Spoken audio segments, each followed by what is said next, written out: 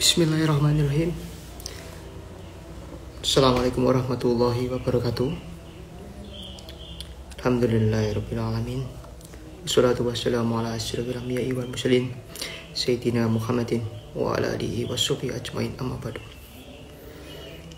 Selamat pagi saudara-saudaraku semua, sahabat-sahabatku semua, adik-adikku semua. Terima kasih yang sudah meluangkan waktu untuk bergabung di konten ini selepas subuh yang saya niati betul hadir di setiap Senin dan Kamis pagi. Hari ini tanggal 21 Agustus 2023, bertepatan dengan hari Senin, awal hari. Semoga Anda terus semangat, terus menjaga motivasi diri, terus sehat dan produktif, meskipun biasanya di hari Senin agak ikut rasa malas di waktu libur hari Minggu. Ya, semoga malasnya Anda pangkas tepat betul di pagi hari ini dan ketika Anda melihat tayangan live ini. Semoga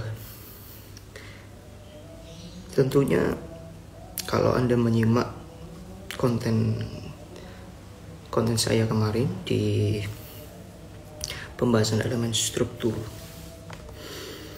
keluarga, saya sempat berjanji akan menjelaskan sedikit tentang elemen struktur kolomnya atau tiang-tiangnya, yaitu antara lain ibu, ayah, dan anak. Tentunya ketika kita bicara mengenai ketiga kolom itu, wajib perlu kita pahami dulu kondisi-kondisi kolom-kolom itu ketika dia kuat dan kondisi-kondisi ketika dia melemah. Kondisi-kondisi ketika dia melemah itu sebetulnya waktunya kapan? Tentu saja ketika Anda mungkin sebagai seorang suami atau ayah, Anda sebagai seorang ibu, dan Anda sebagai seorang anak, titik lemah dalam diri Anda itu terjadi pada saat Anda mulai merasa sedih. Lantas pertanyaannya berlanjut, mengapa kita perlu sedih? Mengapa kita perlu sedih? Ini adalah pertanyaan yang harus Anda jawab, dan saya juga harus perlu menjawab karena kita pernah dan sering sekali menjumpai perasaan-perasaan sedih itu. Sebetulnya kalau kita boleh akumulasikan dengan beberapa kalimat ringkas, semua bisa kita jabarkan mengapa kita perlu sedih. Ikhwal daripada kesedihan itu bermula ketika Anda memiliki harapan, memiliki mimpi yang sangat ambisius, sangat tinggi, dan suatu ketika Anda menyadari bahwa kemampuan Anda untuk mengejar itu masih belum cukup. Nah, lantas saat itu juga Anda akan merasa sedih.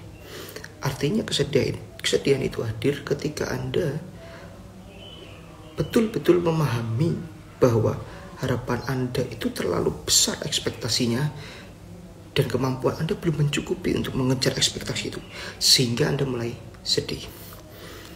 Lantas apa sih harapan-harapan yang tentunya membuat kita sedih? Banyak tentunya, dan saya tidak bisa membaca by one per one. Anda ingin apa, saya ingin apa, Anda butuh apa, saya butuh apa yang menyebabkan Anda sedih, apa yang menyebabkan Anda tidak sedih. Saya tidak bisa membaca itu. Cuman beberapa riset pendahulu kita sudah mengklasifikasikan atau mengkategorikan kebutuhan-kebutuhan yang paling basic dalam diri manusia itu. Kalau Anda pernah menyimak beberapa bacaan atau literatur tentang self-development, dalam pengembangan diri itu ada beberapa hal yang harus Anda perhatikan, yaitu ada kebutuhan-kebutuhan mendasar bagi seorang umat manusia. Maslow dalam teori hierarkinya, ini baru sekedar teori, jadi Anda harus buktikan itu ya. Kalau kalimatnya hukum, berarti itu memang harus sudah terjadi, bukan keharusan, tapi sudah terjadi itu hukum, dan itu sudah alam yang bekerja. Tapi kalau masih sebatas teori, Anda boleh menyangkalnya dan Anda boleh menumbuhkan teori-teori baru. Maslow itu berpendapat bahwa kebutuhan manusia itu ada 5 hal yang paling mendasar. Tentunya yang pertama adalah fisiologis, kebutuhan fisiologi, kemudian kebutuhan untuk merasa aman, safety needs, kemudian love and belonging needs atau kebutuhan untuk dicintai dan disayangi. Dan yang keempat adalah esteem needs atau penghargaan, kebutuhan untuk dihargai. Dan kelima adalah self actualization needs atau aktualisasi diri. Nah, Anda, saya ini sebenarnya bergerak dalam kebutuhan-kebutuhan 5 tadi. Cuman kita jarang untuk sadar. Contoh, untuk sekedar kebutuhan biologis, kalau Anda tidak merasa cukup dan Anda memiliki keinginan lebih, ekspektasi lebih, ambisi yang lebih, sekedar makan saja, hanya makan saja Anda memiliki standar yang tinggi. Contoh, ingin makan sesuatu yang benar-benar enak, dan dalam praktiknya Anda mengantri. Dan dalam antrian itu, ketika Anda maju mendapat giliran, makanan yang Anda inginkan itu habis. Dan di situ Anda mulai sedih. Coba kalau kita coba kita sederhanakan keinginan tadi hanya sekedar untuk makan itu terpenuhi. Coba kita cari tempat makan yang lain yang tidak mengharuskan kita mengantri. Tentunya kita akan mengeliminasi poin-poin sedih-sedih tadi. Itu harus sederhana saja. Tentunya ketika membahas masalah bab fisiologis, keinginan kita untuk menjadi lebih baik, mungkin kita untuk mendapatkan lebih baik itu sangat-sangat besar.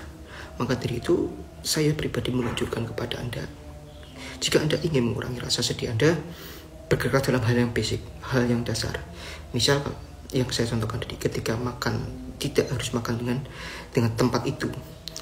Anda bisa bergeser hanya sekedar untuk makan, itu kan terpenuhi. Jadi Anda tidak perlu kecewa dan Anda tidak membuang-buang perasaan, Anda tidak mengumpat penjualnya, Anda tidak merasa sedih menyalahkan diri sendiri karena Anda terlambat datang dan mengantri. Itu niatan yang saya ajak kepada Anda agar Anda lebih bisa mengurangi kesedihan itu dan mengetahui sumber-sumber kesedihan itu. Tentunya kelima aspek tadi, bahasanya teori hierarki tadi, banyak kelemahan-kelemahan. Kadang kita perlu urut dalam menggenapi beberapa hierarki tadi, yaitu harus fisiologi itu lengkap, kemudian keamanan kita, keamanan dari jiwa maupun harta kita dilengkapi dulu, rasa amannya ada, kemudian sudah dicintai, sudah disayangi itu sudah ada, sudah dihargai, dan juga sudah ada aktualisasi pengembangan diri sudah ada. Ada beberapa manusia yang mungkin saya dan Anda harus runtut pemenuhan itu, tapi ada yang suka melompat-lompat, dan suka melompat-lompat ini kadang kalau belum siap dia akan ngedrop lagi atau menjadi sedih. Contoh, ketika saya mendapati bahwa dalam bekerja kita tidak bisa terlalu penuh menyenangkan semua orang. Pasti ada suatu titik kita itu memang tidak bisa, dan starting pointnya kita tidak mampu untuk berkata, oh aku tidak mampu, aku tidak bisa. Karena apa? Karena kita masih terpaku oleh pendapat orang lain. Oh ini harusnya kan orang ini bisa mengerjakan ini, tapi kok tidak bisa. Nah, kita mengejar kepuasan untuk diakui. Nah, ini kalau berlebihan, ingat kepuasan untuk diakui itu ada di nomor 4 teori tadi. Kalau kita berlebihan untuk mengejar itu terus, itu tentunya tidak akan habis. Dan cenderung ketika Anda mencoba memaksa diri Anda untuk memenuhi ekspektasi orang lain dan sebetulnya Anda tidak mampu, Anda akan sedih. Dan poin-poin kesedihan ini harus kita eliminir betul.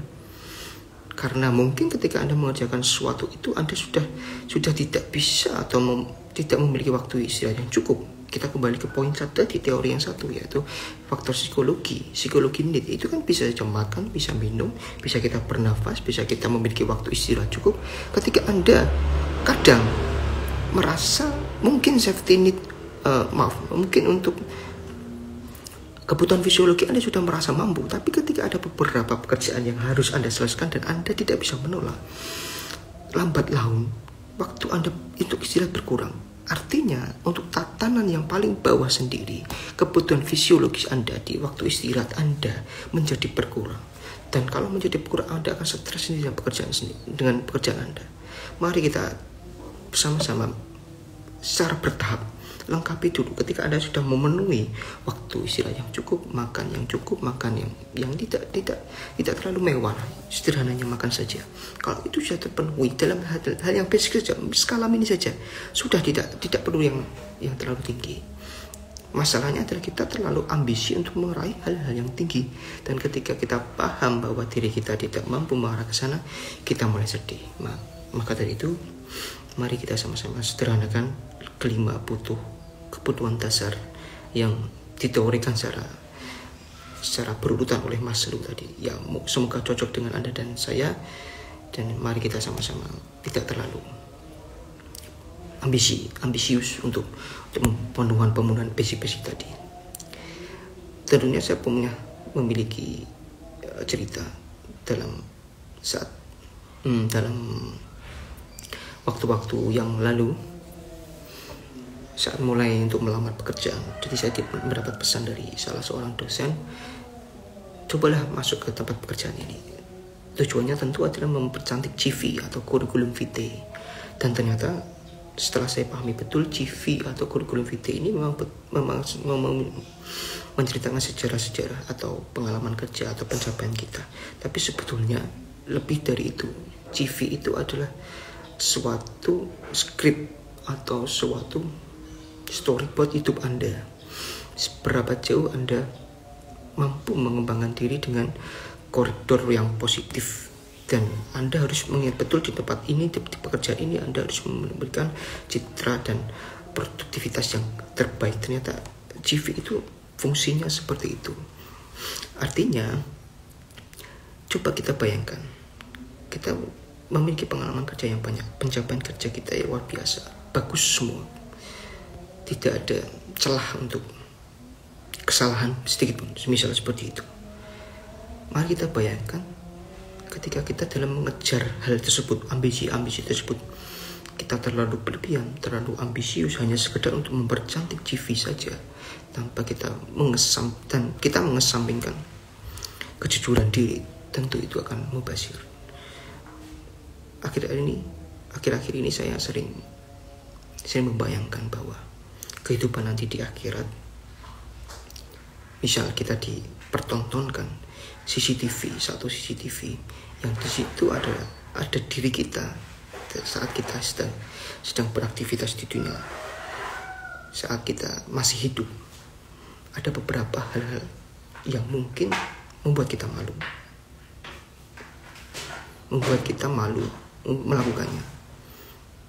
Dalam hal pekerjaan juga sama. Misal kalau kita tidak jujur, suka menyalahkan, menggunjing, hanya sekedar untuk diakui, ambisi untuk diakui yang secara berlebihan itu, kemudian mempercantik CV yang secara berlebihan itu, kita dalam praktik prosesnya kita suka menyalahkan, kita suka menginjak-injak orang lain demi kepangkatan kita, tidak jujur. Tentu ketika kita berada di akhirat nanti, kita melihat CCTV itu, film dokumenter lah katakanlah, dan pelaku utama adalah kita, tentu bagaimana rasanya? Kita akan malu. Maka dari itu, boleh Anda menggenapi atau memenuhi kebutuhan dasar tadi. Namun saya sarankan untuk sewajarnya dan seimbangnya saja. Jangan terlalu memaksa diri Anda sendiri untuk melakukan hal-hal yang hanya menuntut ekspektasi orang lain. Anda perlu jujur, Anda perlu bicara terbuka ke dalam diri Anda sendiri bahwa Anda memang tidak mampu, Anda memang belum bisa, dan Anda butuh waktu untuk jeda istirahat untuk diri Anda, kesehatan Anda, karena kebutuhan fisiologi yang teori Maslow tadi yang paling bawah sendiri harus Anda capai agar supaya Anda tidak terlalu bersedih ketika ekspektasi Anda tidak sesuai usaha Anda. Mari eliminasi kesedihan ini dengan penuh kesadaran bahwa kita tidak bisa membuat senang semua orang lain. Kita tidak bisa membuat mereka mengakui kita sepenuhnya. Kita punya letak-letak kelemahan, kita punya letak-letak kekurangan, Dan tolong jangan abaikan kelemahan-kelemahan itu atas dasar ekspektasi orang lain kepada Anda. Anda harus rawat. Anda harus betul-betul menggembirai apapun kekurangan Anda. Tentunya kalimat ini bukan untuk Anda sendiri. Kalimat ini untuk saya juga. Mari sama-sama kita bergerak. Karena kalau kita betul-betul menyadari memang kita bukan pelaku utama yang mengubah sejarah, kita harus akui itu. Namun kita adalah pemeran utama dalam sejarah diri kita sendiri. Mari kita buat film dokumenter hidup kita.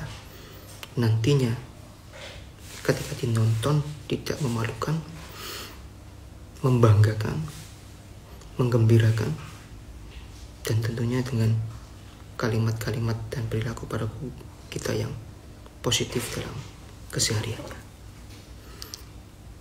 Kurangi rasa sedih, syukuri kekuranganmu, dan banggailah dirimu sendiri. Sekiranya itu saja.